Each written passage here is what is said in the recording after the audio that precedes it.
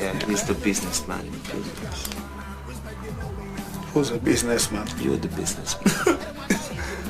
He's the artist, he's the superstar of PBS. I'm not the superstar. What you will see in Africa, you know, it's more urban, you know, it's more modern, you know. And we hope our record will be a success, so European people will hear our music and our songs. But, you know, we couldn't live here because our music is about African reality and Africa is our inspiration. So we need to be there to write about it. And anyway, we'd miss our families, our posse, and our girls. Because we have the sense of sharing, respect for each other, respect for everyone. Everybody's welcome. This is Chebujan, the national dish, the #1 dish in Senegal.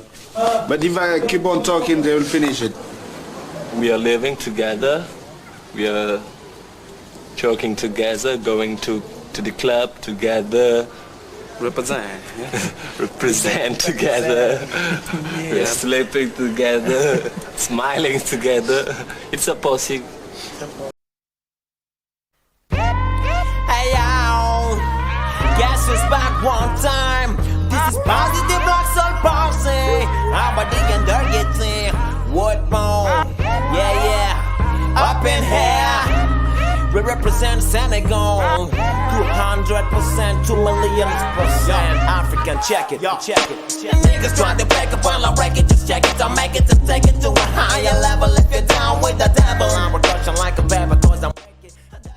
C'est sans sourciller que je peux dire que Positive Black Soul est le plus grand groupe de hip-hop, non pas seulement sénégalais, mais africain de tous les temps. Je pense que ce sont eux qui ont poussé le son, qui ont véritablement, même pas seulement en termes de succès, parce qu'ils ont eu beaucoup de succès pour un groupe de hip-hop africain déjà hors du continent africain, mais ensuite aussi en termes de qualité son. Bon, on va faire comme, je veux pas juste faire comme s'il y avait que Positive Black Soul. On a eu plein de gars, on a toujours maintenant de nouveaux gars. Mais on a plein de gars, on a eu, par exemple au Cameroun, on a eu des accents graves, on a eu des négrissimes, on a eu des Daradio au Sénégal, B2B, il y a eu plein de groupes qui ont posé des choses intéressantes, quoi. Même si je pense qu'au Cameroun, par exemple, quand je pense à un groupe comme Négrissime, par exemple, Petit Coco à Sadrak, s'il voit la vidéo, je pense un peu que le problème un peu la parenthèse que je veux faire un peu pour nous au Cameroun, un peu, on n'a pas, certains artistes de hip-hop de l'époque n'ont pas eu c'est-à-dire leur reconnaissance méritée, parce que tu sais un peu pour moi, et je pense moi les Camerounais, on n'est pas assez, on a beaucoup de qualités, mais on n'est pas assez, on est parfois très rustre et on manque de culture, je trouve. Sans pour autant faire un sorte de petit snob ou quelque chose comme ça, mais je trouve que c'est une qualité un peu chez nous au Cameroun, qu'on manque.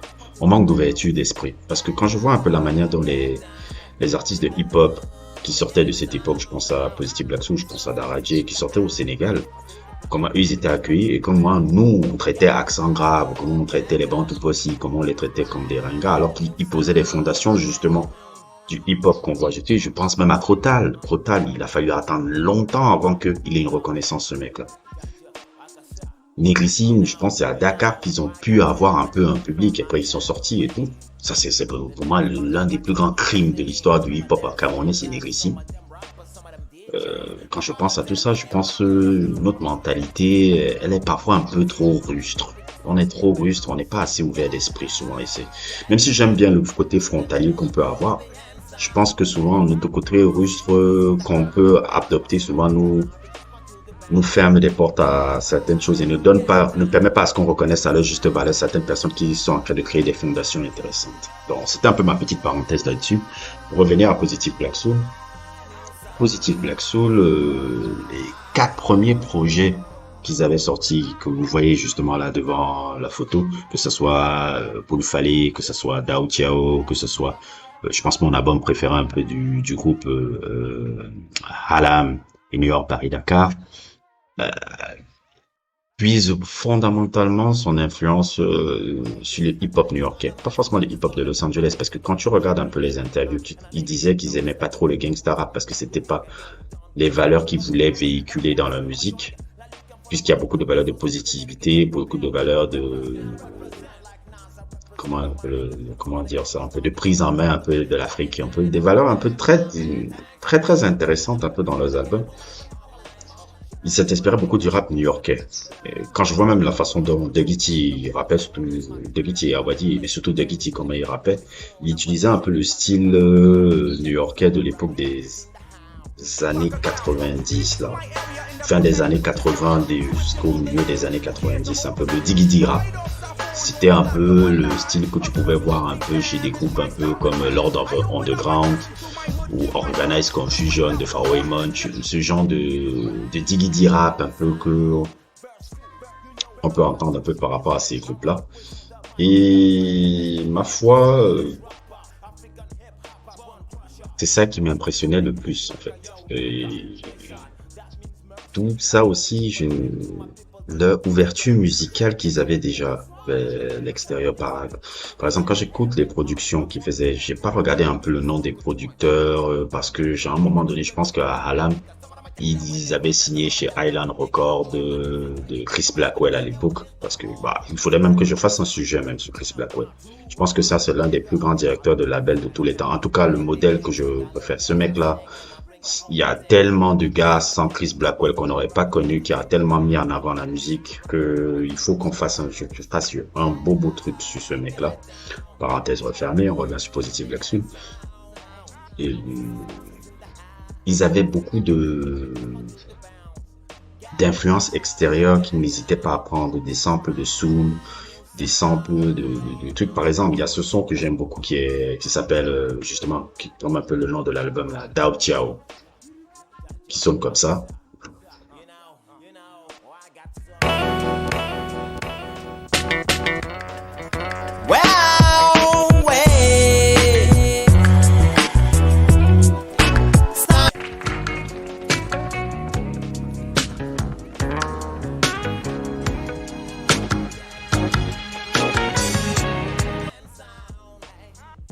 Et j'aurais pu prendre beaucoup d'exemples comme ça, mais c'est cette ouverture d'esprit et surtout pas seulement l'ouverture d'esprit, mais la compréhension vraiment du son hip-hop, comment le tout. C'est pour ça qu'ils ont pu mieux s'exporter comme ça.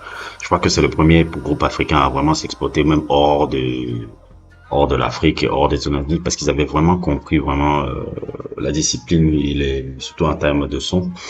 Qu'est-ce que j'ai encore envie d'autre dire? Je pense que c'est tout ce que j'avais à dire un peu sur le groupe. Et maintenant, je pense qu'ils continuent toujours à tourner. Maintenant, ils ont pris des voies un peu différentes. Je pense qu'Awadi, il est beaucoup plus devenu un homme d'affaires qui gère un peu son studio Sankara, et De Guiti continue toujours à faire des tournées, des trucs, mais ils continuent toujours à travailler à deux. Bon, les albums depuis les années 2010, bon, c'est pas écouté, ils sont vieux, ils font un peu les trucs un peu à l'air du temps, tu vois, un peu. Mais quand tu t'intéresses vraiment à ce qu'ils ont fait fin des années 80, jusqu'à toutes les années 90 là, je me rends compte que vraiment en termes de sonorité, en termes de production et en termes juste de créativité, c'était incroyable. Donc c'était un peu ma petite vidéo sur Positive Black Soul.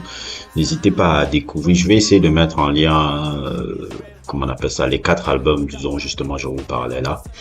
Et c'est une façon un peu de redécouvrir un peu ce groupe-là qui a vraiment marqué de son empreinte un peu le hip-hop africain, et je dirais même peut-être même le hip-hop même en général, puisqu'on fête les 50 ans du hip-hop en ce moment. Et qu'est-ce que j'ai à dire? Voilà, je pense c'est tout. N'hésitez pas à liker, à vous abonner, et à plus pour d'autres aventures.